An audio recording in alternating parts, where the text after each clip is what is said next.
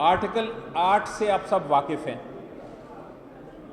Article 199 سے بھی آپ سب واقف ہیں۔ جو کوشش کی جا رہی ہے، جو ہمیں پتہ چل رہا ہے کہ یہ کوشش کی گئی اور ابھی بھی کی جا رہی ہے، اسی لیے ہمیں اس کے خلاف کھڑا ہونا ہے، وہ یہ ہے کہ سویلینز، عام شہری کا بھی جو اس کے خلاف عدالت ہے وہ ملٹری کورٹ ہو سکتا ہے، یعنی کہ اس کی ملٹری ٹرائل ہو سکتی ہے۔ دوسری، آپ کو یاد ہے کہ ہمارے ایک معاشرے میں ایک لعنت تھی، اس کو ہماری عدالتوں نے اور ہم نے بھی کہا ہے کہ کینسر تھا، وہ کینسر تھا لوٹائزم کا۔ ہم نے جو اردو میں ایک لفظ انگریزی کا دیا ہے، لوٹاکریسی کہتے ہیں اس کو، یعنی کہ ہارس ٹریڈنگ، جس میں یہ ہوتا ہے کہ آپ کے جو لوگ ہیں، آپ کے جو نمائندے ہیں پارلیمنٹ میں، وہ پیسے کی خاطر یا کسی اور لالچ کے لیے وہ اپنا ووٹ بیچ دیتے ہیں، اور اس کی وجہ سے جو اس کی وجہ سے جو پارلیمنٹ ہے اس میں پارلیمنٹری نظام بالکل ہمارا ختم ہو گیا تھا، کیونکہ پرائم منسٹرز بنتے تھے اور ٹوٹتے تھے اسی ضمیر کو بیچ کے۔ یہ لوٹاکریسی تھی۔ اس کے بعد آپ کو یاد ہے ہم نے ایک کیس کیا، میں اس میں وکیل تھا، جس میں ہم نے کہا کہ آرٹیکل 63A جو آئین میں آیا ہے، اور اس کی وجہ یہ تھی کہ وہ لوٹاکریسی کو روکنا تھا، لیکن آرٹیکل 63A یہ کہتا تھا کہ اگر آپ کسی کو ووٹ کرتے ہیں اپنے پارلیمنٹری لیڈر کے خلاف آئینی ترمیم کے معاملے میں یا ووٹ آف کانفیڈنس میں، تو پھر آپ نااہل ہو جائیں گے۔ تو لوگوں نے یہ کرنا شروع کر دیا کہ اپنے پرائسز بڑھا دیے، اپنی قیمت بڑھا دی، اور ہوتا یہ تھا کہ وہ ووٹ کرتے تھے، نااہل ہو جاتے تھے، قیمت وصول کر لیتے تھے، اور اس کے بعد پھر واپس آ جاتے تھے۔ اس چیز کو روکنے کے لیے آرٹیکل 63A کی تشریح کی سپریم کورٹ آف پاکستان نے، اور انہوں نے کہا، وہ پرنسپل آپ نے سب کو پتہ ہے، the principle of the poisonous tree, کہ اگر ایک زہر ہے، زہریلا درخت ہے، تو پھر اس کا جو پھل ہے وہ بھی زہریلا ہوگا۔ تو اس پرنسپل پہ سپریم کورٹ نے کہا کہ یہ ووٹ آپ کاؤنٹ ہی نہیں کریں گے۔ اگر آپ نے پیسے لے کے یا کسی لالچ سے اپنا ضمیر بیچ کے آپ نے لوٹائزم کیا اور آپ نے اپنا ووٹ بیچا اور آپ نے ووٹ کر دیا، تو آپ کا ووٹ کاؤنٹ ہی نہیں ہوگا۔ تو یہ جو ترمیم آ رہی ہے، اس میں واپس کوشش ہو رہی ہے کہ اس ووٹ کو کاؤنٹ کیا جائے۔ یہ ملاوٹ کر رہے ہیں جمہوریت کے ساتھ، اس لیے ہم اپوز کر رہے ہیں۔ تیسری چیز اس امینڈمنٹس میں یہ لے کے آنے کی کوشش کر رہے ہیں، وہ میں آپ کے ساتھ منطق اور لاجک کی بات کر رہا ہوں، تاکہ کیونکہ آپ میرے ساتھی ہیں، بہت سارے لوگوں کے ساتھ میری خواہش بھی ہے کہ میں عدالت میں پیش ہوں، کافیوں کے ساتھ میں پیش بھی ہوا ہوں، مجھے پتہ ہے آپ کس طرح سوچتے ہیں۔ تیسری چیز جو بڑی اہم کوشش ہو رہی ہے وہ یہ ہے کہ ایج بڑھا دی جائے۔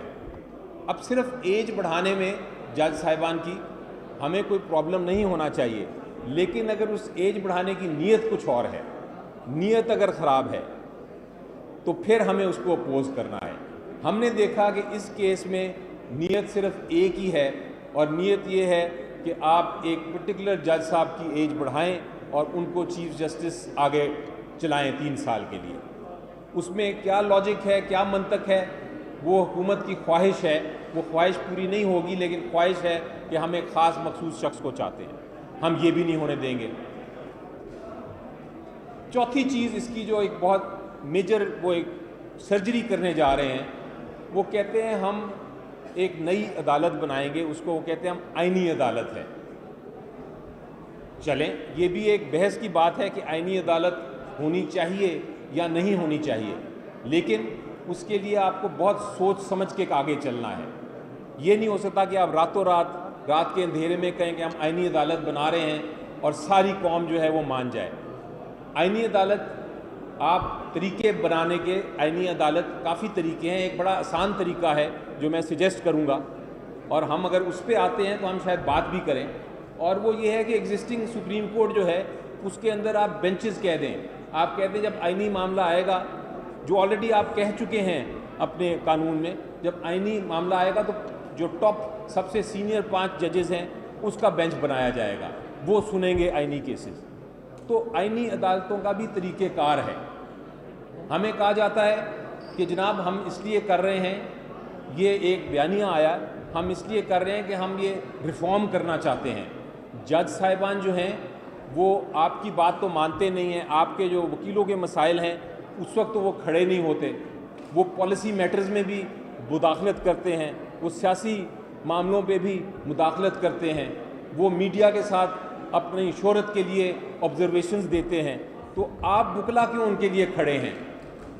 ہم یہ ریفارم کرنا چاہتے ہیں, اس کے لیے ہم قوانین لے کے آ رہے ہیں. تو میں یہ کہتا ہوں اس کے جواب میں یہ کہتا ہوں کہ اس وقت جنگ اصولوں کی ہے اور طاقت کے خلاف ہے. اور اصول کی بات یہ ہے کہ ہم وکیل جب ایک اپنا یہ پیشہ اپناتے ہیں تو ہمارے اوپر بہت ساری ذمہ داریاں آ جاتی ہیں. یہ ایک ایسا پیشہ ہے جس میں آپ یقین کریں کہ آپ کی ذمہ داریاں زیادہ ہیں, فائدے کم. اور 3 ذمہ داریوں کا میں آپ کو ذکر کرنا چاہتا ہوں. وہ ذمہ داری کیا ہے؟ وہ پارٹی سے بالا تر ہو کے, وہ کسی گروپ سے بالا تر ہو کے آپ بات کریں گے پرنسپل کی, اصول کی.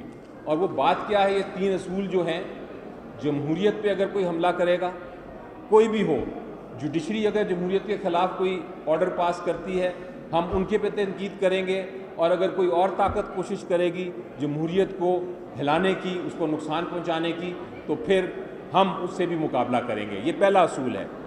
دوسرا اصول یہ ہے کہ اگر ہم بات کرتے ہیں قانون کی حکمرانی کی, کیونکہ ہمارا کام ہے کتابوں سے, دلائل سے لوگوں کو کنونس کرنا, ان کو قائل کرنا اپنی بات پہ. اگر کوئی قانون کی حکمرانی کے خلاف کوئی بات کرے گا, ہمارا فرض ہے, اس پیشے کا فرض ہے کہ ہم کھڑے ہو کے اس کا بھی مقابلہ کریں. اگر سڑکوں پہ آ کے پروٹیسٹ کرنا پڑے تو ہم پھر وہ بھی کریں. اور تیسری بھی بڑی اہم چیز ہے, اور وہ یہ ہے کہ اگر کوئی ہماری جوڈیشری کی آزادی, میں ججز کو آپ چھوڑ دیجئے, جج کی پرسنالٹیز کو چھوڑ دیں, جوڈیشری کی, عدلیہ کی آزادی کی اگر کوئی بات کرتا ہے, اگر اس کو نقصان پہنچانے کی کوشش کرتا ہے, تو اس کی حفاظت کرنا بھی ہمارا فرض ہے. یہ ہمارے پیشے کا فرض ہے. جب ہم کالے کوٹ کی بات کرتے ہیں تو صرف کالا کوٹ نہیں, میری نظر میں اس کے ساتھ پوری ذمہ داری ہے قوم کی. قوم ہمیں دیکھتی ہے کہ یہ لوگ بڑے سویلائزڈ لوگ ہیں, یہ لوگ بڑے عقل مند لوگ ہیں, یہ بڑے پڑھے لکھے لوگ ہیں, یہ اچھی باتیں کرتے ہیں. تو ہم نے دکھایا ہے اس ہال سے, اسی بار نے, یہاں بار کے پریزیڈنٹس کی بھی تصویریں ہیں اور ججز کی بھی اس کورٹ کی تصویریں ہیں. اسی بار نے دکھایا ہے کہ جب بھی ضرورت پڑی ہے قوم کو ان 3 اصولوں کے لیے تو پھر ایک موومنٹ چلی ہے. تو میں آج وارننگ دینا چاہتا ہوں کہ آپ اس ہارنٹس نیسٹ کو نہ چھیڑیں. یہ ایک پاکستان کی عوام کا دل ہے اور دماغ ہے, ان کو نہ چھیڑیں, کیونکہ ایک بار یہ آ گئے باہر تو پھر پوری قوم ان کے پیچھے لگے گی. اس لیے رک جائیں, ابھی جو آپ کرنے جا رہے ہیں رک جائیں. آپ کے پاس نمبرز بھی نہیں ہیں بائی دا وے, یہ بھی میں آپ کو بتا دوں. ان کا خیال ہے کہ یہ نمبرز لے آئیں گے, ان کے پاس نمبرز بھی نہیں ہیں, ابھی یہ ہوا میں ہی باتیں کیے جا رہے ہیں. لیکن یہ اچھی بات یہ ہے کہ وکلا ان ہوا کی باتوں کو بھی دیکھتے ہوئے اکٹھے ہو گئے ہیں اور کہہ رہے ہیں کہ نہیں, بس اور نہیں. اور یہی میرا میسج ہوگا آپ کو, منطق سے, دلائل سے اپنی سوسائٹی کو اپنے ساتھ کریں, ان کو بتائیں کہ یہ کتنا بڑا نقصان ہونے جا رہا ہے اور اس نقصان کو ہم کبھی کسی صورت میں منظور نہیں کریں گے. یہ پوائنٹس ہیں جو ہم نے بار بار ریپیٹ کرنے ہیں, اور انشاءاللہ آپ کے ساتھ, میں آپ کے ساتھ ہوں اور آپ میرے ساتھ ہیں, اور جب تک ہم اکٹھے ہیں انشاءاللہ ہماری جیت ہوگی. Thank you very much. بہت مہربانی, شکریہ.